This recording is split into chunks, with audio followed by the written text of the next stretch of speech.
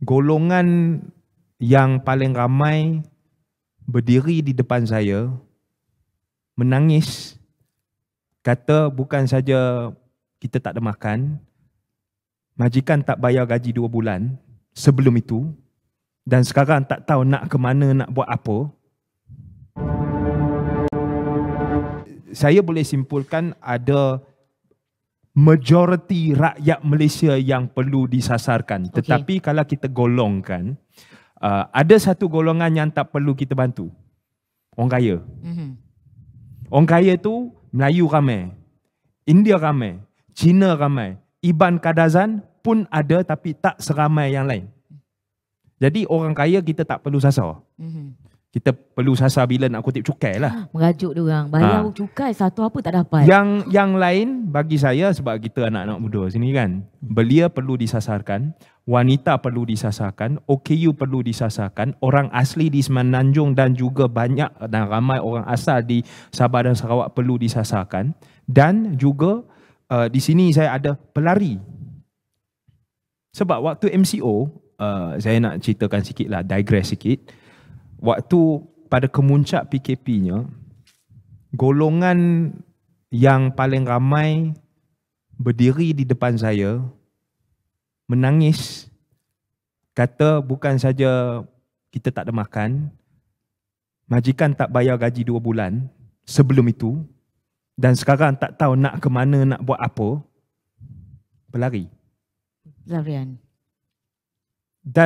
Dan ini adalah sebuah isu manusia, kemanusiaan yang kebanyakan masa menjadi blind spot yang paling besar sekali.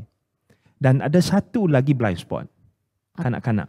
Tadi doktor ada sebut tentang even dalam bandar, kawasan bandar, ibu kota negara di Kuala Lumpur, ada masalah seperti malnutrition. Betul.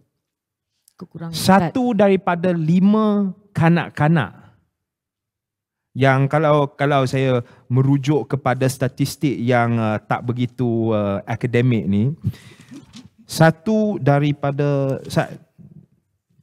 sekejap tak apa, kanak-kanak nanti kita akan kupas secara lebih mendalam. Ini adalah golongan-golongan yang memang sangat-sangat tercicir dan memang ada di blind spot dasar-dasar kita.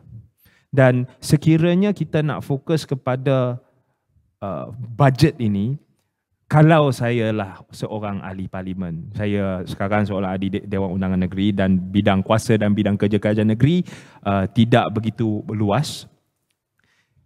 Kalau bajetnya tak ada dasar yang tersasar, yang memberi tumpuan kepada kesemua golongan tersasar ini, dan kalau saya nampak ada potongan cukai kepada para yang paling kaya sekali, confirm saya takkan sokong. Faham? Yang kaya dan berkuasa terus menindas dan miskin dan lemah turut tunduk tertewas. Kita nak buang paradigma itu. Dan masa inilah yang paling baik untuk kita mengurak langkah untuk merealisasikan satu omongan yang setakat ini kosong, tetapi kalau kita kerjasama, kita boleh merealisasikannya. Baik, satu cadangan yang baik. Tapi saya mungkin rasa itu mungkin ada kegeseran antara cukai tadi sebab yelah nak merancakkan ekonomi kena kurangkan cukai supaya orang boleh masuk daripada luar negara semuanya kan. Tapi tak apa itu. Ada satu part lagi. Saya bukan nak lari daripada soalan pokok. Okey. Apa dia? Kalau nak katakan orang anak muda Cina tak terjejas.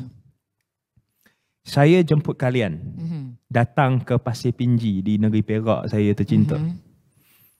Kawasan saya 90, kalau tak silap 94% berketurunan Cina tetapi berbangsa Malaysia. Saya nak tekankan itu.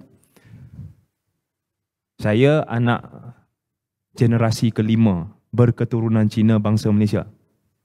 Masuk ke kawasan saya, pusing satu round, hang akan nampak bukan saja bukan semua Cina kaya, ramai Cina yang sangat miskin.